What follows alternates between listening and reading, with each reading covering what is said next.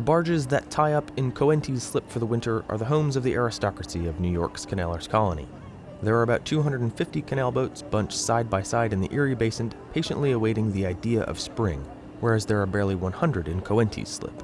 But it costs 50 cents a day to tie up in the slip, whereas a berth can be obtained in the basin at $3 a month and all the way from that sum to $6 according to location. From the bargeman's point of view, it is the difference between living on the avenue and in the tenement district. There is a pecuniary advantage also for canalers who have had a prosperous summer and can afford to winter in the slip. A profitable job is likely to happen along at any moment. When a boat is tucked away in the Erie Basin, she is out of commission until the ice breaks up in the Hudson and she can be towed up to Albany again. When a barge is in the slip, she can be hauled into the river at short notice. Some of the railroads keep thousands of tons of freight afloat all winter on barges of their own in New York Harbor. When these are full, they hire empty canal boats for storage purposes. They can always find them during the winter in Coenties Slip. But there are other advantages that make it desirable for a canaler to winter in the slip, if he has the price. His wife can go shopping at the department stores and have her purchases delivered at their cabin door the same as though she lived in an apartment uptown. The butcher and the baker call for their morning orders. The children can go to a public school near Hanover Square, just as though they lived in the ward. A reading room and a library, provided by the Trinity Corporation, is at the disposal of the family. In the slip, a canaler is virtually under the protection of the city. On a pier between the two slips is the office of Hitch Harrison, as he is called on the waterfront.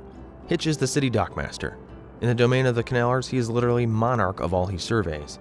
Taking toll and collecting rents from the canalers is only part of his duty. It is his business to keep order in the slip and give protection to the families that live on the boats. He is empowered with the authority to make an arrest. If the job is too big for him, he can telephone to a police station 1 block away. A merrier, happier colony is not to be found in New York than the tenants of the cabins of the canal boats, both in the slip and in Erie Basin. The canalers are a community by themselves. They like to visit among each other and arrange their own entertainments. These comprise card parties, dances, readings, amateur theatricals, and pretty much everything else that young men and women in the same station of life amuse themselves with on shore.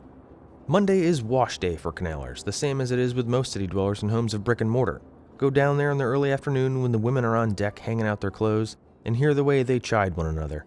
When a woman with a mouthful of clothespins loses her grip on a red flannel undershirt and watches it soar skyward towards the Brooklyn Bridge, she gets about as much sympathy from those around her as a man gets from the crowd when his hat blows off on a windy day on Broadway.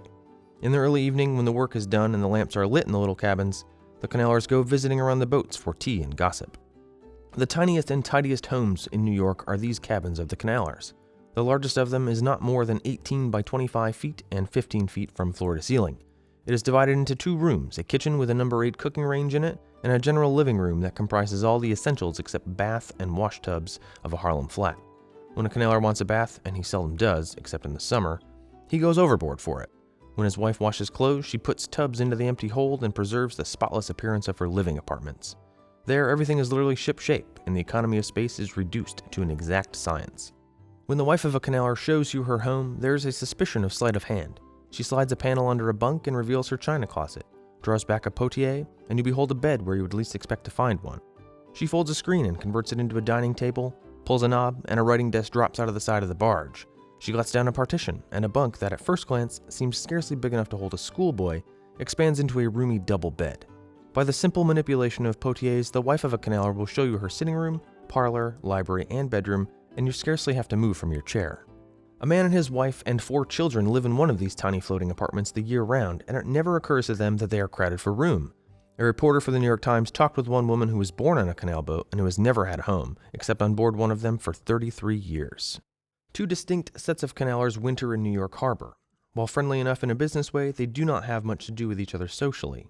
The men who haul grain from Buffalo by way of the Erie Canal are called Western men. Those who switch to the east when their boats reach Troy and who bring all sorts of agricultural produce from northern New England and Canada are known as Northern men. It is easy to distinguish the Westerners' boats because they have a raised cabin in the bow of the barge as a stable for horses. These are not necessary on the northern boats.